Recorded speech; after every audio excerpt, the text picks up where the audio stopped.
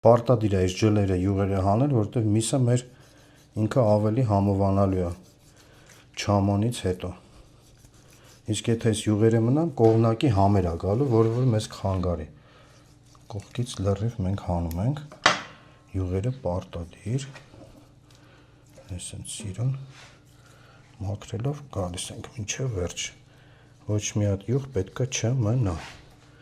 Մի քիչ շերտը հաստալնում, բայց ոչինչ։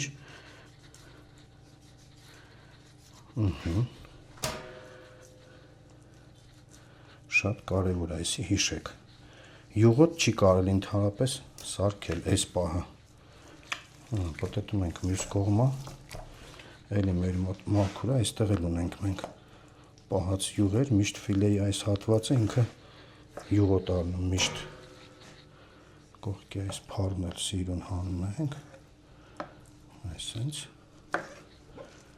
մաքրեցինք,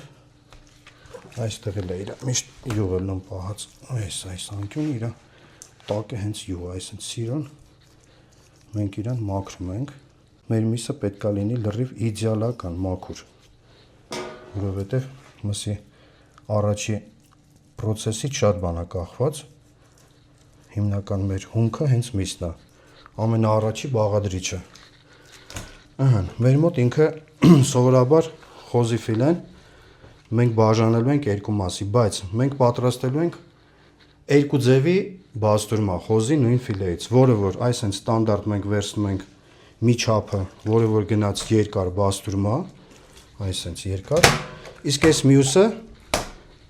մի հատ ես ասում եմ շատ լավ հետաքրքիր բան, որը որ քչերը կարան գլխին գնան։ Մեր հյուսվածքները էլի միշտ հիշեք, որ պետքա լինի այսինքն ուղիղ, որտեվ կտրելուց ինքը բամբակի պես sense բերանի մեջ հալվում է, եթե հյուսվածքները սխալ եղավ, մի քիչ դժվար ենք ծամելու, բայց եթե աղադրումը ճիշտ լինի, պրոցեսը պահպանման, լրիվ սարքելու պրոցեսը եթե ճիշտ լինի, ամեն ինչ էլ կլինի իդեալական, դրանում կասկած չկա, որտեվ գործ ունեք բաստուրմաչոյի հետ։ Մենք ինչ ենք անում, մենք հենց հիմա անում ենք մի հատ հետաքրքիր բան, եթե դուք տուն ունեք փոքր մսեր, այսի հիմա ես այսենց կտրտում եմ միսը, այսենց, մենք այս մսերից էլի նույն ձևի սարքելու ենք բաստուրմա։ Հիմա ինչ որ մեկը կասի չի լինի, բայց մենք կստանանք, որովհետև այս կտորներից, այսենց նույն, մենք սարքելու ենք բաստուրմա։ Հիմա կատարում ենք աղադրում, մեր խոզի ֆիլեն նույն ձևի կատարում ենք աղադրում, որը որ արել ենք մնացած մսերի հետ։ Աղը տակը պարտադիր էլի լավ լցնում ենք։ Մեր միսը այսինքն շատ սիրուն աղի մեջ մենք ծածկում ենք, պտտում ենք։ Ամենակարևորը, որ ինքը պետք է 4 կողմը լավ աղը ուտի։ Այսինքն ու ամենակարևորը միսը հանկարծ չծակծկեք։ Մեր հետևորդներից մեկը ինձ գրել էր, որ միսը պարտադիր պետք է ծակծկել, ես ասեցի չէ, որովհետև միսը երբ որ մենք ծակծկում ենք ու աղ ենք դնում, դրանից հետո գալիս են խնդիրներ։ Խնդիրներից մեկը այն է, երբ որ ինքը չամանի մեջ արդեն հանեցինք, այդ ծակոտիները մտնում են չամանի մեջ, համ իր գույնային տեսքն են փոխում, համ արտաքին տեսքն են փոխում ու ինքը սիրուն չի։ Ինքը հենց սենց աղը վերցնելու է, ծակծկելը ընդհանրապես պետք չի, չանեք տենց բան, դա շատ սխալ է։ Ով որ ասի ճիշտ է, հարց չկա, թող անի։ Մեր դեպքում ինքը սխալ է, որովհետև մենք գործ ունենք սիրուն մսի հետ, պետք չի։ Տեղից էլ մենք լրիվ ճաքերը, լրիվ ուրիշ մնացորդ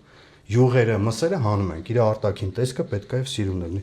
Նույնը թաթախում ենք այս փոքրիկ մսերը, որոնք որ բոլորի տունը կհանդիպեն այդ խոզի փոքր մսերը։ Ես միտումնավոր կտրեցի, որ դուք պատկերացնեք, որ այս մսերով է կարելի է սարքել բաստուրմա։ Որտեղ միս, այնտեղ բաստուրմա։